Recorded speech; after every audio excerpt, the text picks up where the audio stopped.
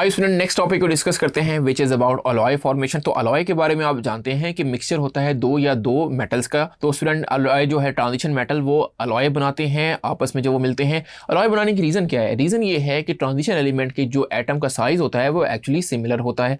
जब similar size होता है तो उसमें दूसरा मेटल कोई भी आके उसको रिप्लेस कर सकता है। जब दूसरा मेटल उसकी जगह आके रिप्लेस कर लेगा तो एक्चुअली ये मिक्सचर सा बन जाएगा, जिसी को हम क्या कहते हैं? अलॉय कहते हैं। तो स्टूडेंट याद रखें कि इसकी प्रॉपर्टीज़ अगर हम देखें, अगर ब्रास का जो है वो अलॉय है, ब्रास मेटल, तो वो कॉपर और जिंक से बनता है। उसमें कॉपर 60 से 80% तक होती है और जिंक 20 से 40% तक होती है। और अलॉय बनाने का मकसद क्या होता है? इसकी प्रॉपर्टीज चेंज हो जाती हैं। यानी अगर हम ब्रास बनाते हैं तो वो स्ट्रॉन्ग अलॉय होता है कॉपर का, जो कि सॉफ्ट भी हो सकता है, फ्लेक्सिबल भी हो सकता है और उसमें क्रोजन नहीं होती।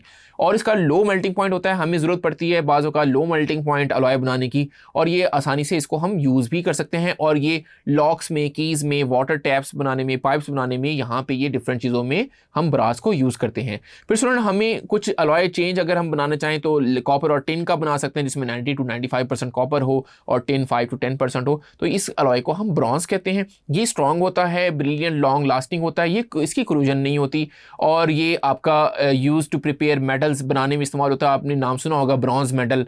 तो कॉइन्स बनाने में यूज़ होता है, बैजेस, बुलेट्स बनाने में ये यूज़ हो रहा होता है। तो डिफरेंट चीज़ों में हम अपनी रिक्वायरमेंट के मुताबिक ब्रॉन्ज को बनाते हैं। फिर स्टूडेंट नाइक्रोम होता है, अलॉय ऑफ मेटल्स में आता है नाइक्रोम, जो कि निकल, क्रोमियम और आयरन की परसेंटेज को जब आप मिलाएं 60, 15 और 25 रेशो से, तो आपका नाइक्रोम बन जाता है। और ये इलेक्ट्रिकल हीटर्स और फिलामेंट्स ऑफ फर्नेस बनाने में इसको हम यूज़ करते हैं।